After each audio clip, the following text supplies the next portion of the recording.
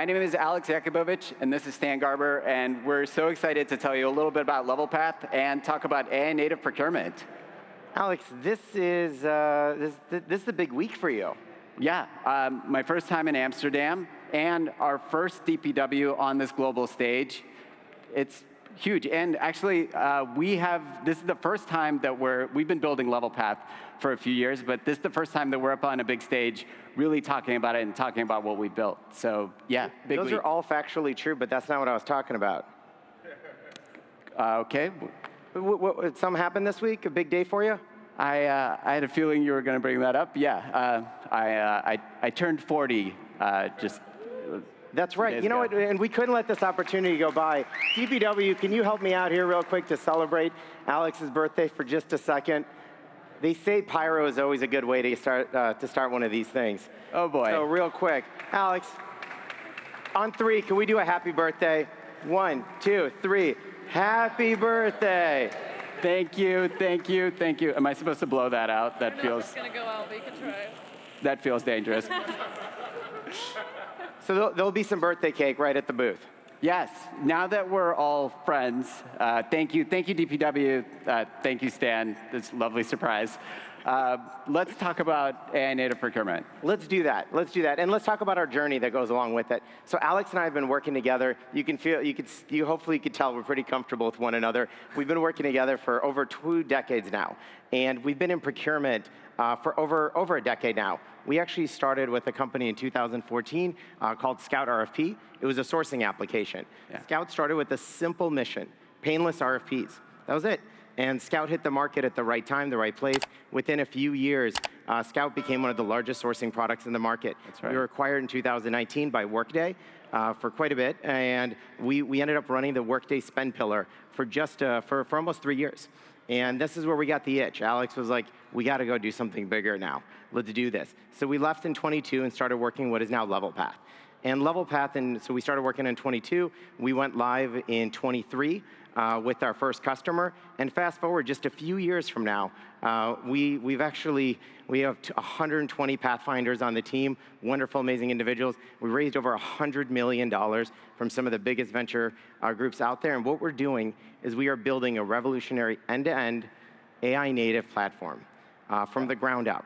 Literally, and we're taking a very different approach. Part of the reason why, and Herman, I'm just looking at you at the DPW team, he was like, get out here, why aren't you guys out here yet? Part of the reason we delayed and we didn't want to get on stage that quickly is we wanted to come with a story. We wanted to come with users. And in just a very short amount of time, we have an incredibly large base of customers already piloting, using the product, deployed, wildly successful. We'll share some of their stories in a minute. And for us, it really started with the very simple and mission-driven purpose. It's delightful procurement. We live it, we breathe it. Alex, you even wear it. Right? That's right.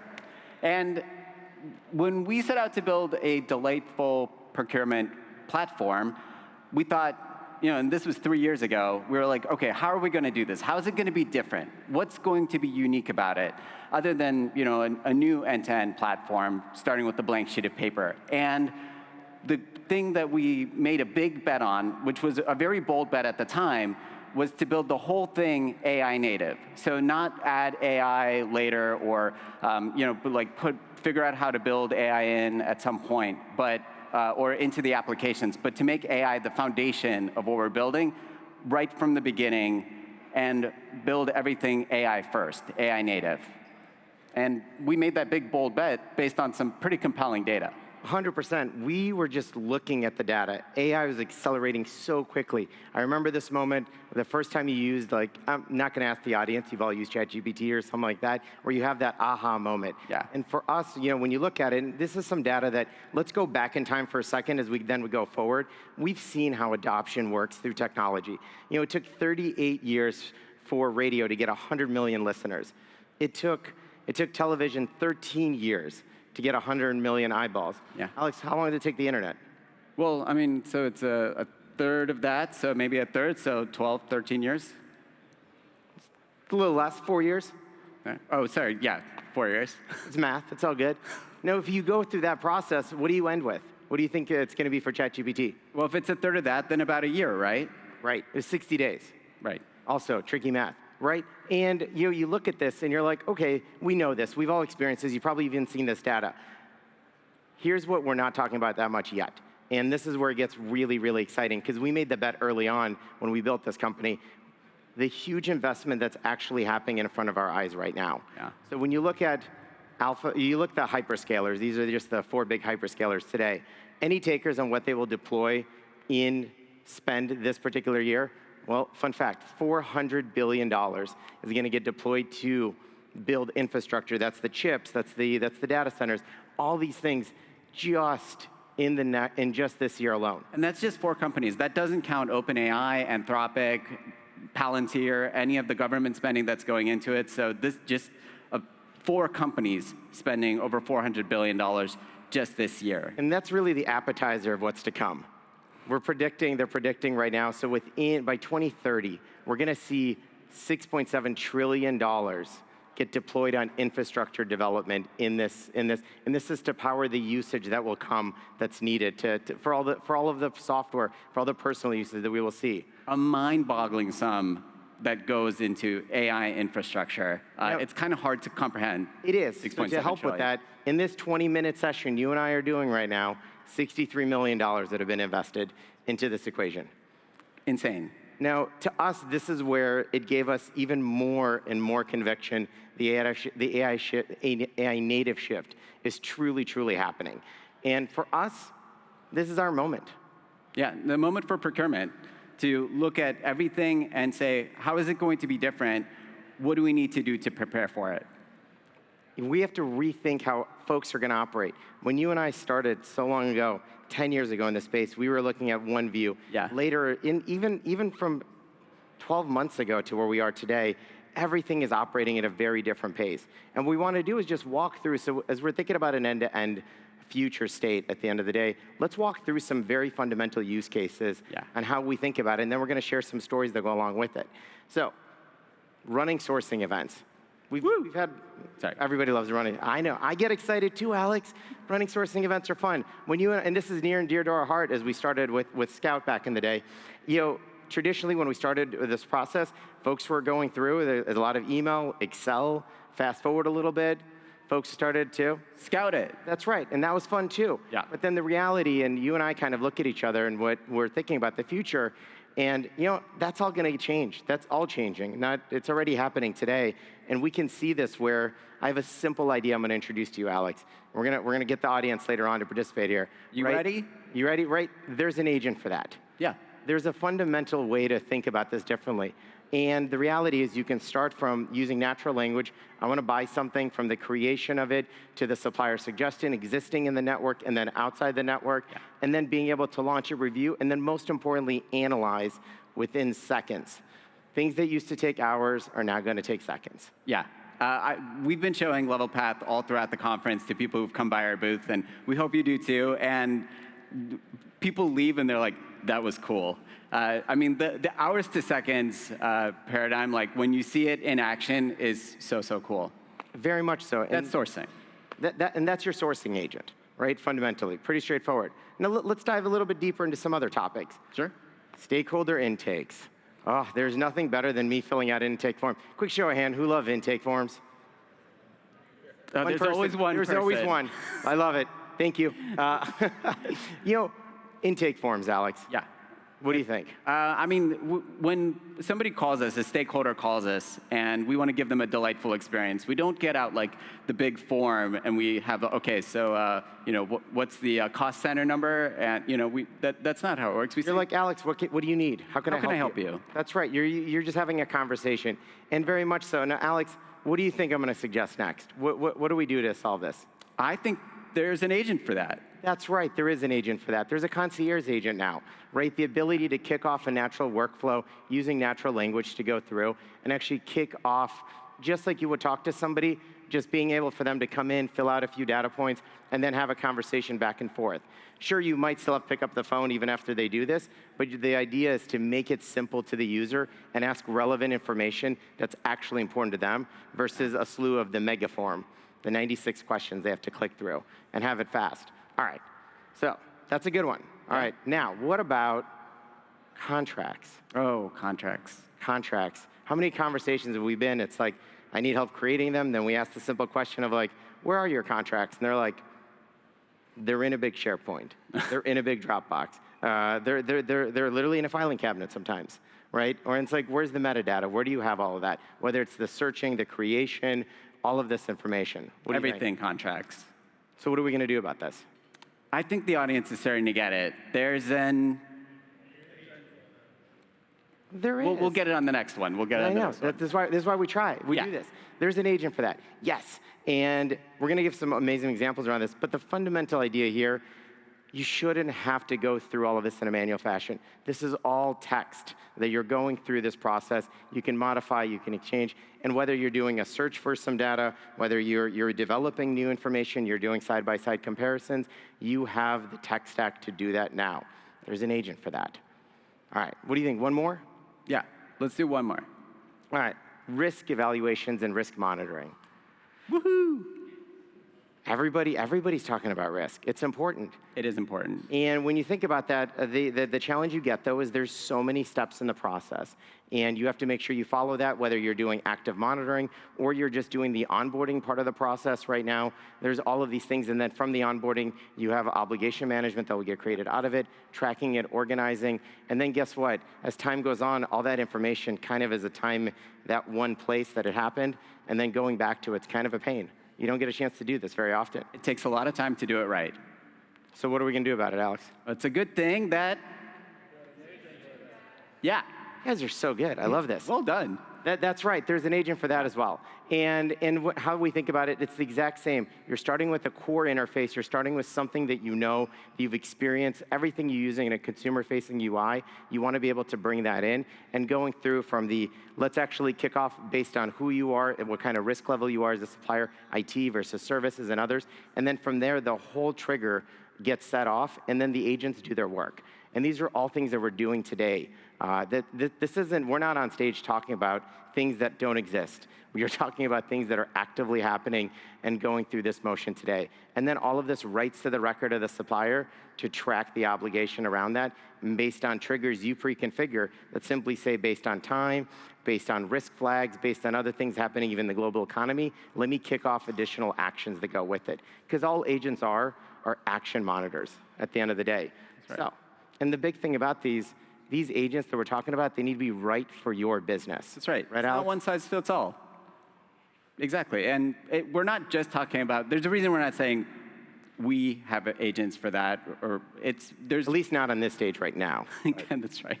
But we of course have agents for all of those things and more, and also an agent studio where you could build custom agents for pretty much anything that you need. But there's tons of great companies in the next hall over talking about excellent agents and lots of startups building things that are AI native from the ground up that are brand new. 100%. And when you think about that, there's so many different types. And the one thing that we really focus and emphasize, not every two businesses is the same.